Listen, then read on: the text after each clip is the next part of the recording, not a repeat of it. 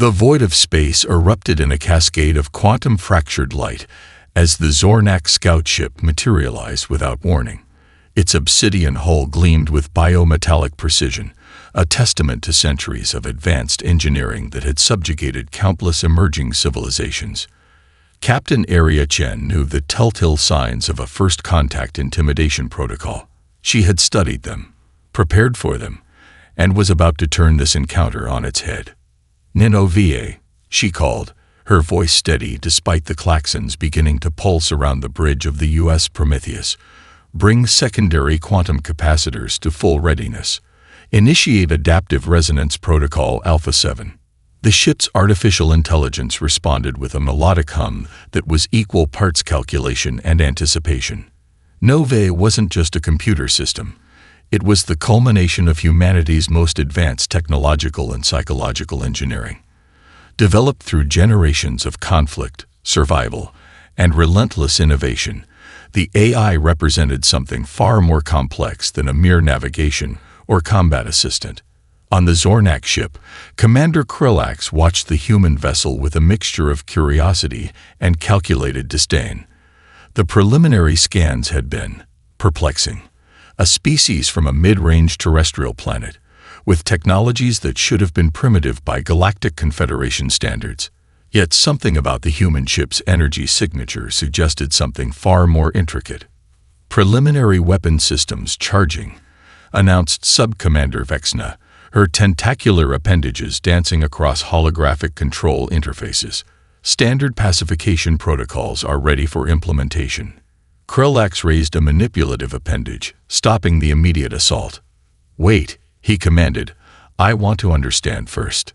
The first energy burst erupted from the Zornak ship, a carefully calibrated quantum disruption wave designed to overwhelm most known ship defenses. It was a weapon that had reduced entire civilizations to molecular dust, a show of force that typically broke the spirit of any emerging spacefaring species. But the Prometheus didn't just absorb the attack. It transformed it. Nove's quantum adaptive shield didn't merely deflect the energy. Instead, it began a real-time analysis, breaking down the weapon's frequency, understanding its quantum signature, and generating a counter-resonance that did something unprecedented. The energy didn't just dissipate, it was redirected, analyzed, and then used to enhance the ship's own power systems. Captain Chen allowed herself the briefest hint of a smile. "Interesting," she murmured. "They're using a classic Andromeda cluster intimidation protocol. Dated. Predictable." On the bridge of the Zornak ship, absolute silence descended. Commander Krillax watched in growing incomprehension as the human vessel not only survived the attack, but seemed to be learning from it. "Impossible," Vexna whispered, her translation systems struggling to process what the sensors were reporting. The Prometheus's communication array suddenly came alive, not with standard diplomatic protocols or defensive messages, but with something far more unsettling. A transmission that was part data, part adaptive algorithm, part something else entirely. It wasn't a message of war. It wasn't a message of submission. It was an invitation to conversation that seemed to reshape the very rules of first contact. Commander Krillax felt something he hadn't experienced in centuries of galactic exploration. Genuine uncertainty. Captain Chen's voice came through clear, translated into the complex linguistic matrix of the Zornak communication systems. "We see your demonstration," she said, "and we raise you an opportunity for mutual understanding." The words were simple, but the quantum-encrypted transmission carried layers of meaning that would take the Zornak years to fully comprehend. It wasn't just a communication. It was a statement. Humanity was here. Humanity was different. And humanity was about to change everything they thought they understood about first contact. In that moment, the Galactic Confederation's most reliable first contact protocols began to disintegrate, replaced by something far more complex, far more dynamic, something quintessentially human. The Zornak Research Complex loomed like a crystalline nightmare, its fractal architecture a testament to centuries of scientific manipulation. Deep within its most secure testing chamber, Dr. Elena Rodriguez stood perfectly still, her eyes scanning the holographic displays that surrounded her. This was more than a test. This was humanity's crucible. "Simulation initiating," announced the Zornak lead researcher, Vorntech, his multi-jointed fingers dancing across a control interface that looked more like a living organism than a machine. Parameters locked. Survival probability calculations are running. The first scenario materialized around Elena, a perfect recreation of an extinction-level environmental collapse. Gravitational anomalies warped the holographic landscape, creating impossible geological stress that would have crushed the infrastructure of 100 known civilizations. Radiation storms crackled with impossible intensity. Resource depletion algorithms ran in real time, simulating a world being systematically stripped of every possible means of survival.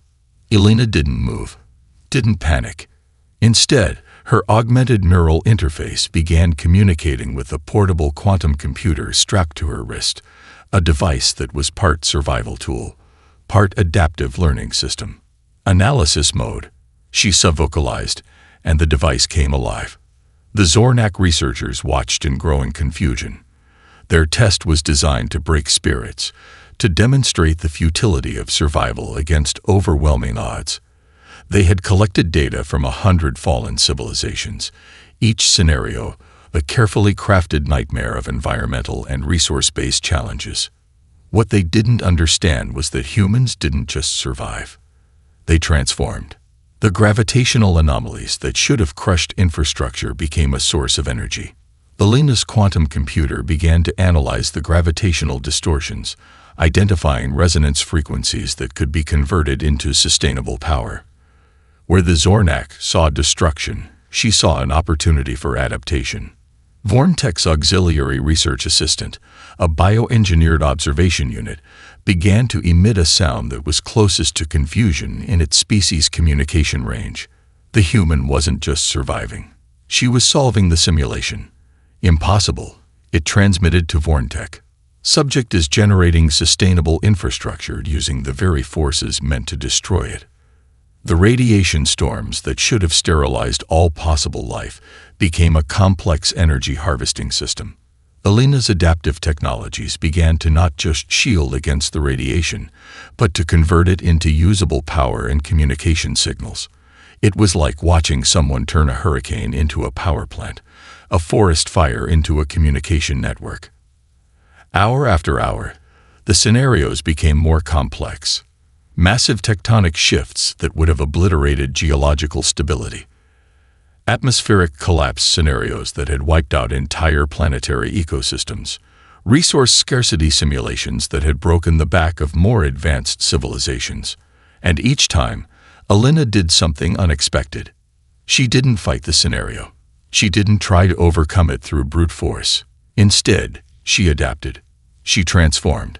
She saw the simulation not as a challenge to be defeated, but as a complex system to be understood and redirected.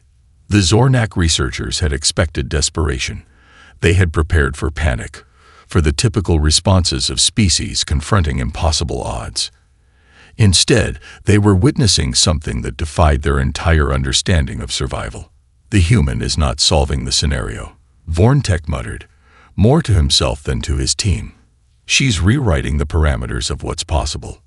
By the 10th hour, the simulation had gone through scenarios that would have destroyed civilizations 1,000 times more advanced. Elena hadn't just survived. She had turned the entire testing complex into a laboratory of possibility. When the final scenario concluded, she looked up at the observation team with a smile that was equal parts scientific curiosity and something else. Something the Zornak found impossible to categorize. "Interesting test," she said simply, her voice carrying through the translation matrix. "Shall we discuss what we've learned?" In that moment, the Zornak understood that they weren't dealing with just another species. They were confronting a form of adaptive intelligence that didn't just survive. It evolved in real time, turning limitation into opportunity. Humanity wasn't just a species. It was a living, breathing algorithm of survival. The information warfare chamber of the Zornak Diplomatic Corps resembled a cathedral of mental manipulation. Crystalline data streams pulsed like living neurons, each strand containing millennia of psychological warfare techniques that had brought civilizations to their knees without firing a single physical weapon. Commander Krillak stood at the central hub, his neural tendrils interfacing directly with the most advanced mimetic weapon ever developed by the Galactic Confederation. This wasn't just a communication system. It was a precision instrument of psychological destruction, capable of dismantling entire species' will to resist. "Initiate Protocol Omega-9," he commanded, his voice a harmonic resonance that vibrated through the chamber's living interfaces. The weapon was beautiful in its terrible complexity. It didn't just communicate, it infiltrated. Every cultural memory, every societal weakness, every potential fracture point of human civilization would be simultaneously targeted. Where physical weapons failed, psychological warfare had always succeeded, but they had never encountered humans before. The first wave of the mimetic attack was designed to induce absolute despair. It targeted the most fundamental human fears: existential threats, potential species extinction, the futility of individual existence. Normally, such an attack would create cascading psychological collapses, turning a civilization's communication networks into channels of pure terror. Instead, something extraordinary happened. The human response team, led by Dr. Marcus Okoro, didn't just resist the attack. They began to interact with it. "It's a communication," Marcus muttered, his neural interface dancing across multiple holographic displays. "Not an attack, a dialogue." Where the Zornak expected terror, they found creativity. The humans didn't just defend against the psychological weapon. They began to deconstruct it, to understand it, to transform it into something else entirely. Cultural memories that were supposed to induce paralysis became stories of resilience. Existential threats became opportunities for collective problem-solving. The very mechanisms designed to break human spirit became a canvas for unprecedented psychological innovation. Krillak watched in growing incomprehension as the mimetic weapon began to change. The data streams that should have been channels of despair were being rewritten, transformed into something that looked almost like art. "They're not just resisting," whispered Sub-Commander Vexna, her translation implants struggling to process what was happening. "They're collaborating with the weapon." The human team wasn't just defending. They were engaging in a form of psychological jujitsu that defied every known protocol of information warfare. Each attempt to induce fear was met with a response that was part scientific analysis, part creative expression, part collective resilience. Dr. Elena Rodriguez, who had been monitoring the attack, began to laugh. Not a sound of hysteria or fear, but genuine amusement. "They think psychological warfare is a one-way street," she said to her team. "We know it's a conversation." The Zornak weapon began to fragment, not through traditional defensive mechanisms, but through a process of mutual transformation. The humans were treating the most sophisticated psychological weapon in galactic history like a complex interactive system to be understood, not a threat to be destroyed. Krillak felt something unprecedented, a genuine sense of confusion.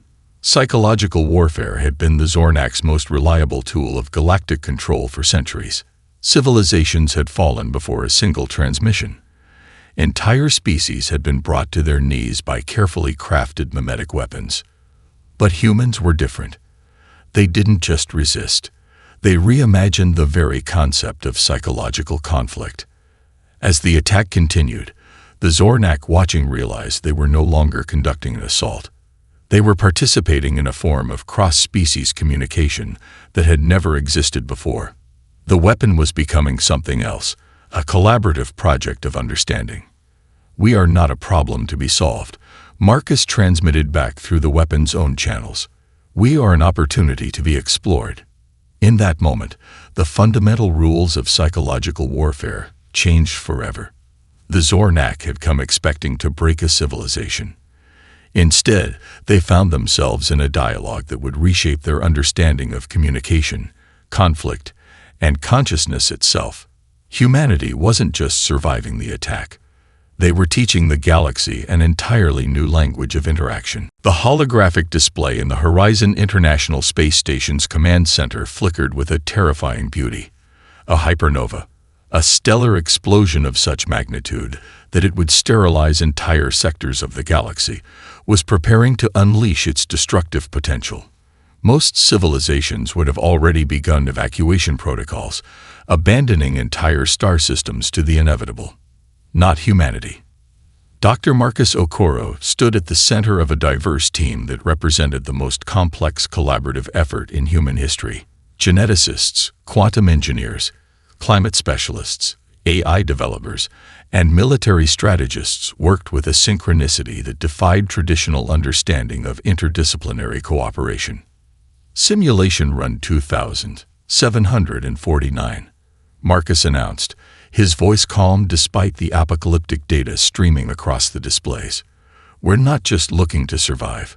We're looking to transform. The Galactic Confederation's standard models predicted catastrophic outcomes. Their most advanced survival protocols suggested a 99.8% population loss for most species. The hypernova wasn't just a threat. It was an extinction-level event that would reduce entire civilizations to atomic dust. But humans saw something different. Where others saw destruction, Marcus and his team saw an unprecedented opportunity for species preservation, technological innovation, and collective adaptation. Dr. Yuki Tanaka, the lead geneticist, was already developing multi-layered preservation strategies that went far beyond traditional DNA storage. We're not just saving genetic information, she explained to the team. We're creating adaptive genetic archives that can reconstruct entire ecosystems from minimal genetic traces. Her system was revolutionary. It wasn't just about preserving life. It was about maintaining the potential for future evolution. Each genetic sequence was accompanied by contextual data, environmental adaptation algorithms, and potential reconstruction scenarios. The quantum engineering team, led by Dr. Rafael Gonzalez, was developing shielding technologies that didn't just protect, they transformed.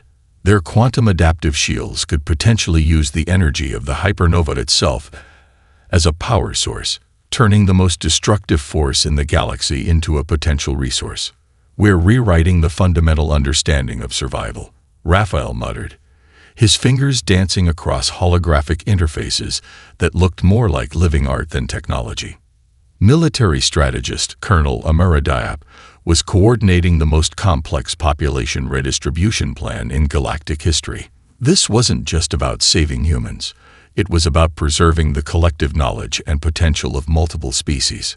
We're creating a distributed survival network, she explained during a briefing that was simultaneously being transmitted to scientific and diplomatic teams across multiple star systems. Each population cluster is both a potential seed for reconstruction and a node in a larger adaptive network. The plan was audacious. Multiple small population clusters, each with comprehensive genetic, technological, and cultural archives, would be strategically positioned to survive and potentially reconstruct civilization. But it wasn't just about survival. It was about maintaining the potential for future growth and adaptation. Marcus looked up from his central console, making eye contact with each team member. We're not just preparing for survival, he said. We're designing a blueprint for resilience. As the hypernova's leading edge began to approach, most species would be preparing for evacuation or final desperate resistance. The human team was doing something entirely different.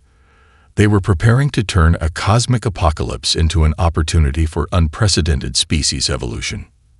The Galactic Confederation's observation teams watched in growing incomprehension.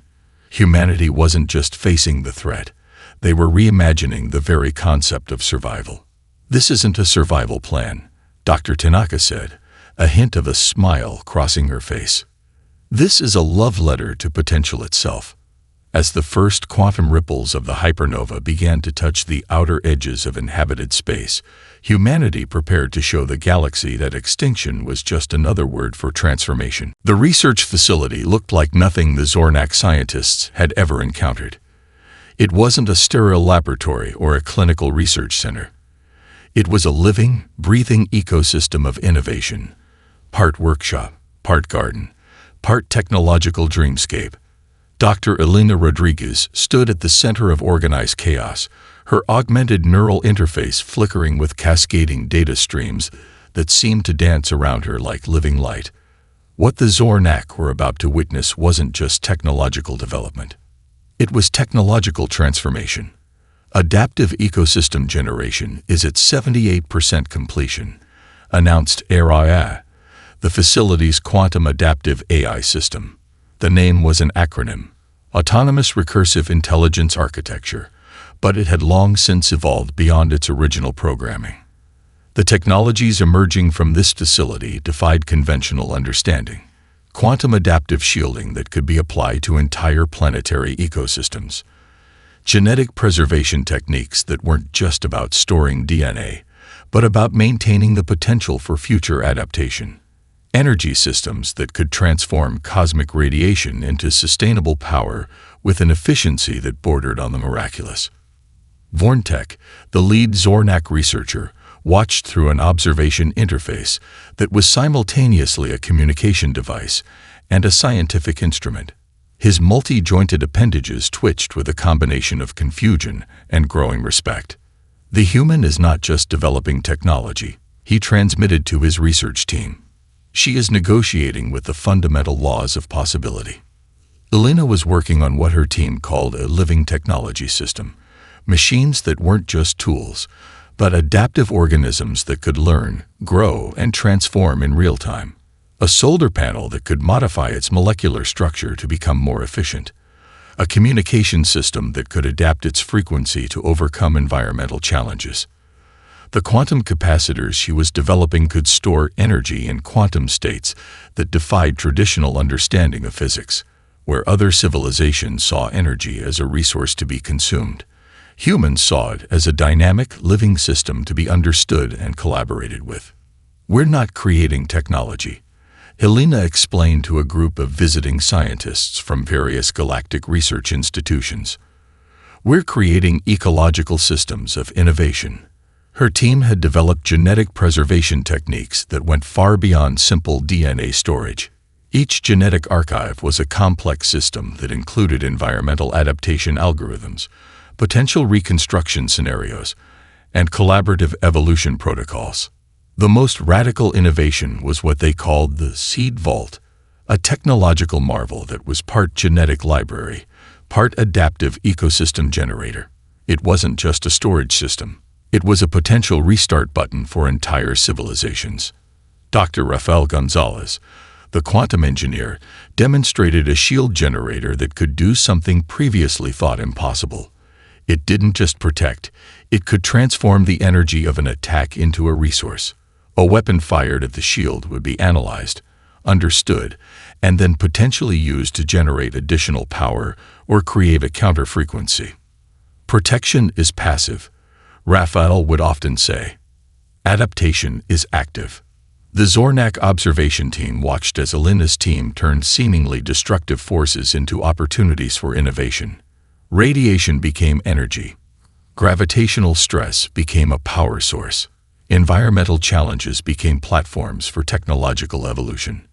Araya, the facility's AI, began to generate potential scenarios faster than any known computational system.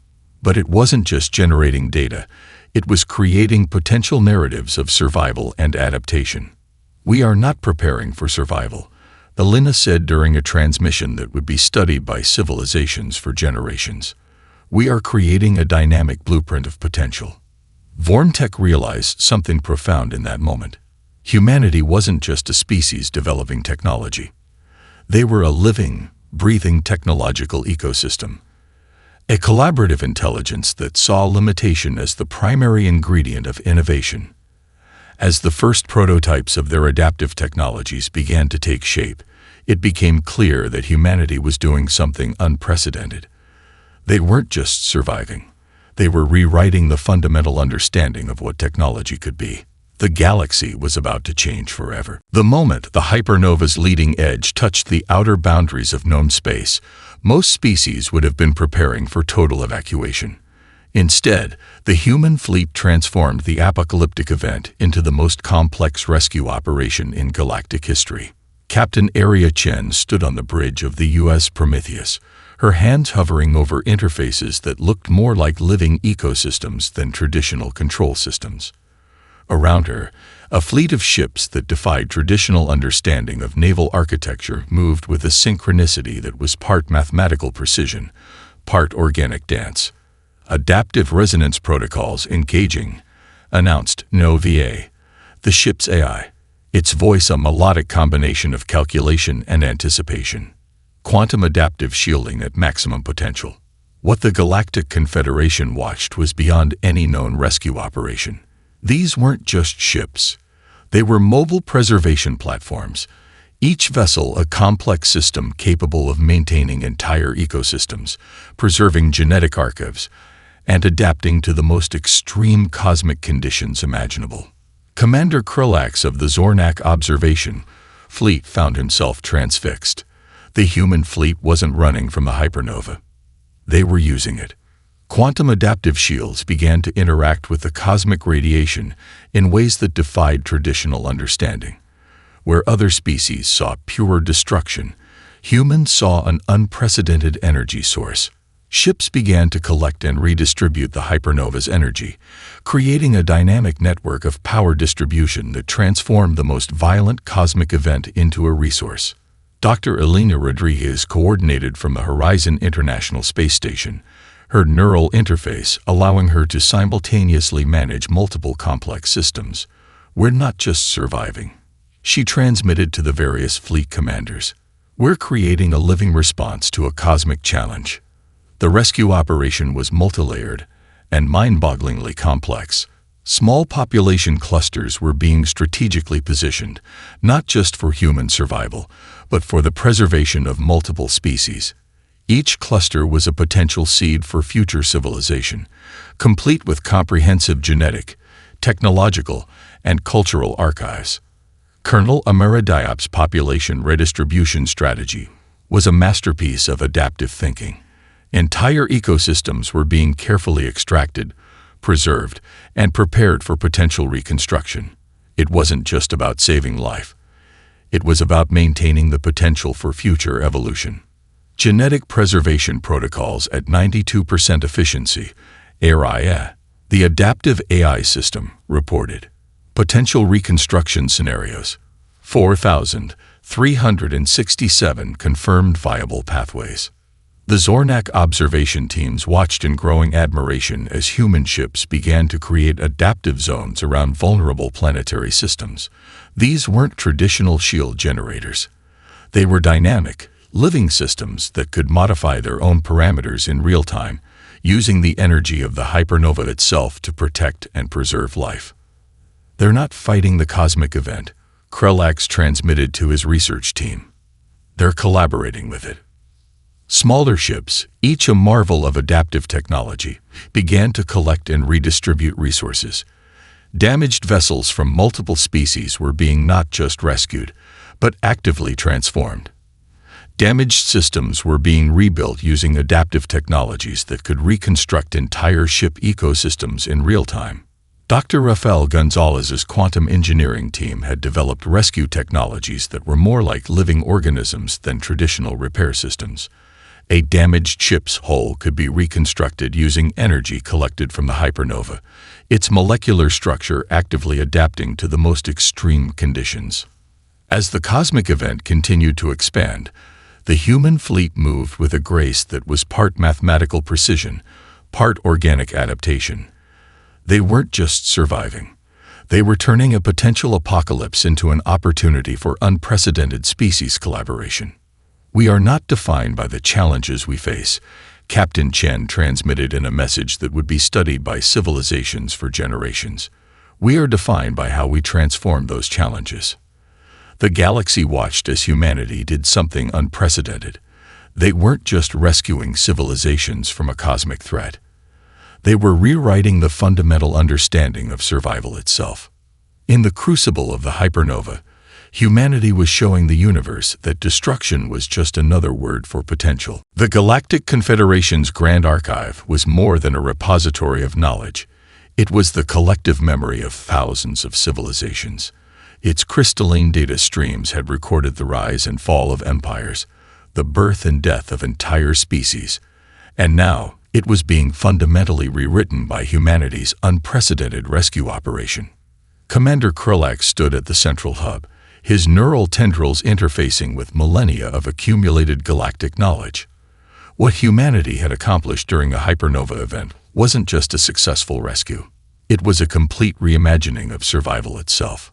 Dr. Elena Rodriguez's comprehensive report began to unfold across the holographic interfaces.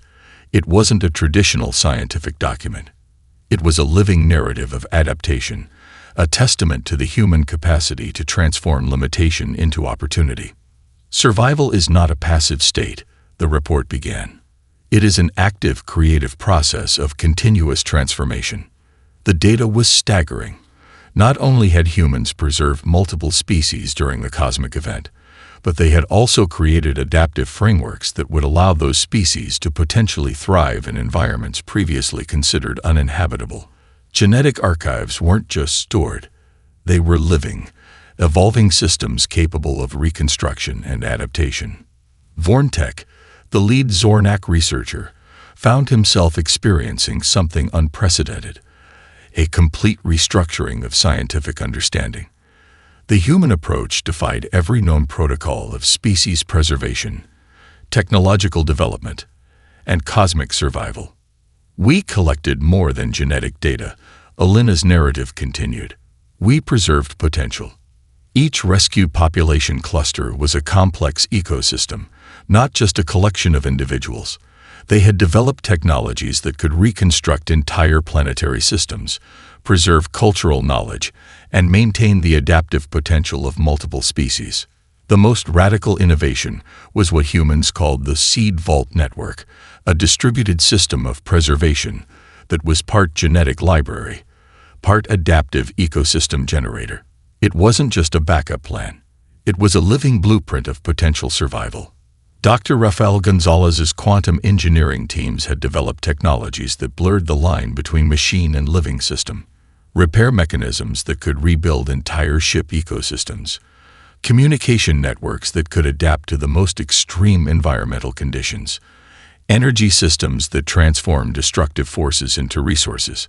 We are not defined by our limitations, the report emphasized. We are defined by our capacity to transform those limitations. The Galactic Confederation's most senior researchers watched in growing amazement. Humanity hadn't just survived the hypernova. They had turned a potential apocalypse into an unprecedented opportunity for species collaboration and evolution. Colonel Ameridiap's population redistribution strategies were equally revolutionary. Entire ecosystems had been carefully extracted, preserved, and positioned with a precision that suggested a form of collective intelligence that went beyond traditional understanding. Araya, the adaptive AI system, had generated potential reconstruction scenarios that numbered in the thousands. Each scenario was a complex narrative of potential survival, adaptation, and transformation. We do not see challenges, Araya's analysis concluded. We see opportunities for collaborative evolution. The most surprising element was humanity's approach to the rescued species. This wasn't a hierarchical rescue operation. It was a collaborative process of mutual preservation and potential. Species that had been on the brink of extinction were now part of a complex, adaptive network of survival. Krillak realized something profound. Humanity wasn't just a species. They were a living, adaptive system. A collective intelligence that saw the universe as a complex, interconnected opportunity for growth. The report's final transmission was simple but revolutionary. Survival is not about avoiding death. It is about maintaining the potential for continuous transformation. In the Grand Archive of the Galactic Confederation, The understanding of life itself was being rewritten. Humanity had shown that survival was not a static state, but a dynamic, creative process of continuous adaptation. The universe would never be the same. The diplomatic chamber of the Galactic Confederation stretched beyond traditional architectural understanding, a living space that was part communication hub, part collective consciousness interface. Representatives from thousands of species gathered, their forms as diverse as the cosmos itself, united by a single purpose: to understand what humanity had accomplished. Commander Krillak stood at the central platform, his neural tendrils interfacing with the collective knowledge networks. The report he was about to deliver would reshape the fundamental understanding of survival, cooperation, and potential. "We are not here to celebrate a rescue," Krillak began, his translation matrix carrying nuanced emotional undertones that transcended linguistic barriers. "We are here to witness a transformation of galactic understanding." The holographic displays came alive with the comprehensive record of humanity's actions during the hypernova event. It wasn't just a presentation of data. It was a living narrative of adaptation, collaboration, and unprecedented innovation. Dr. Elena Rodriguez appeared as a holographic projection, her presence both physically present and simultaneously distributed across multiple communication interfaces. She wasn't just a representative. She was a living embodiment of the collaborative intelligence that had saved multiple civilizations. "Survival is not a competitive process," she explained, her words simultaneously translated into millions of linguistic matrices. "It is a collaborative art of continuous adaptation." The rescued species sat in stunned silence. Civilizations that had been moments away from total extinction now found themselves part of a complex, adaptive network of preservation and potential. The human approach had been neither colonization nor simple rescue. It was a form of collective evolution. Dr. Rafael Gonzalez demonstrated the adaptive technologies that had made the rescue possible. Quantum adaptive systems that could transform destructive cosmic energy into resources. Genetic preservation techniques that were living, evolving archives of potential. Communication networks that could adapt to the most extreme environmental conditions. Colonel Amara Diop presented the population redistribution strategies, a masterpiece of collective intelligence that had positioned rescued populations in ways that maximized their potential for survival and future growth. Each cluster was not just a collection of individuals, but a potential seed for future civilization. Araya, the adaptive AI system, generated real-time potential scenarios that showed thousands of possible evolutionary pathways. Where traditional scientific models saw limitation, Araya saw opportunity. The most radical revelation was the Seed Vault Network, a distributed system of preservation that was simultaneously a genetic library, an adaptive ecosystem generator, and a living blueprint of potential survival. It wasn't just a backup plan. It was a dynamic, evolving system of collective potential. Krillak realized something profound. Humanity wasn't just a species that had survived. They were a living, adaptive system, a collective intelligence that saw the universe as a complex, interconnected opportunity for growth. "We are proposing a fundamental restructuring of galactic cooperation," Elena transmitted, "not based on territorial expansion or resource competition, but on collective potential for adaptation and growth." The proposal was revolutionary, a new framework of galactic interaction that prioritized collaborative survival over traditional competitive models. Species would no longer be defined by their current capabilities, but by their potential for adaptation and collective growth. Aria's final analysis was both simple and profound. Survival is not about avoiding death. It is about maintaining and expanding the potential for continuous transformation. As the diplomatic session concluded, something unprecedented happened.